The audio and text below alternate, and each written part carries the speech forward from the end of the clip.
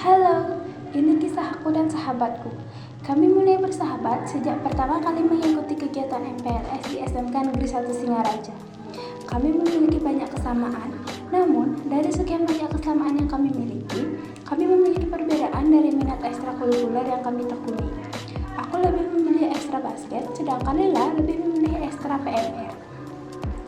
Pada suatu saat, ketika aku sedang asik mendengarkan cerita dari Lila mengenai betapa serunya mengikuti kegiatan donor darah, aku langsung tertarik ingin mengikuti kegiatan donor darah seperti yang diceritakan Lila.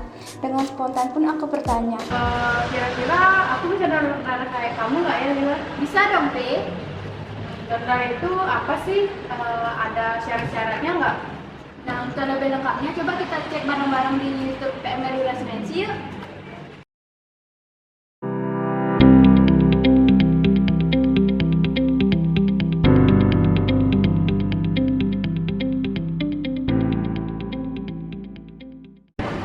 Donor darah merupakan proses pengambilan darah dari seseorang secara sukarela untuk kemudian disimpan di bank darah dan digunakan untuk tujuan transfusi darah. Nah, transfusi darah merupakan proses pengambilan darah dari seseorang yang sehat dan memenuhi persyaratan untuk diberikan kepada seseorang yang Donor darah dibagi menjadi dua, yaitu donor darah pengganti dan donor darah sukarela. Donor darah pengganti atau DDP merupakan donor darah yang dilakukan oleh seseorang, di mana orang tersebut mengetahui kepada siapa darahnya diberikan. Sementara donor darah sukarela atau DDS merupakan donor darah yang dilakukan oleh seseorang yang dia tidak mengetahui kepada siapa darahnya diberikan. Nah, apa saja sih syarat-syarat untuk melakukan kegiatan donor darah tersebut? Syarat-syarat untuk mendonorkan darah yaitu yang pertama, laki-laki atau perempuan berusia 17 sampai 65 tahun. Yang kedua, sehat jasmani dan rohani menurut pemeriksaan dokter. Yang ketiga, berat badan minimal 45 kg. Yang keempat, kadar hemoglobin minimal 12,5 G per ml. Yang kelima, tekanan darah sistolik 100 sampai 180 mm per Hg dan diastolik 50 sampai 100 mm per Hg. Yang keenam, tidak terkena penyakit beresiko tinggi seperti HIV/AIDS, sifilis, penyakit kulit kronis, dan lainnya. Yang ketujuh, untuk wanita hamil dan menyusui tidak diperkenankan melakukan donor darah, dan juga untuk wanita yang sedang haid.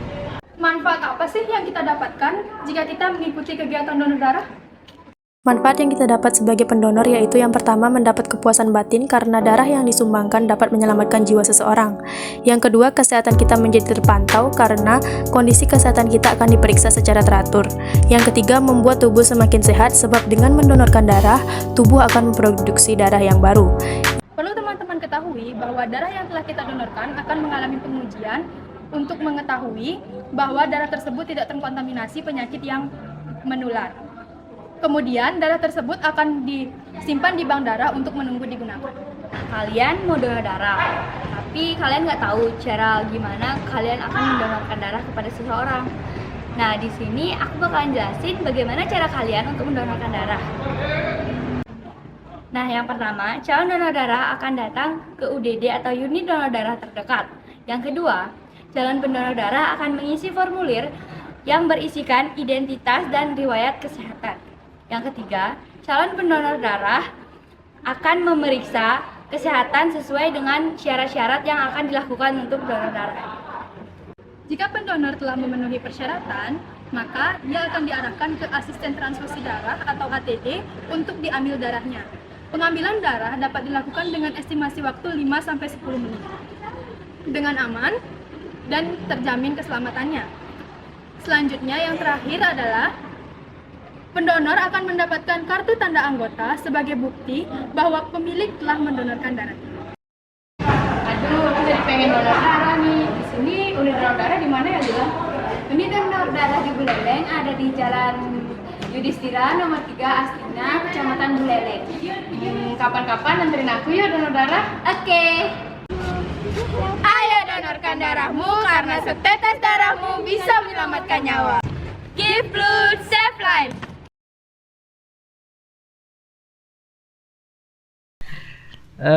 Untuk di sana ya, di sana ya.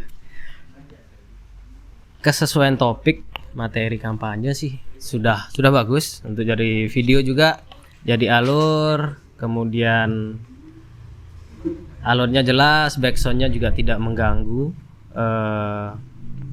Pengambilan angle mungkin bisa diperbaiki lagi, tapi sudah bagus.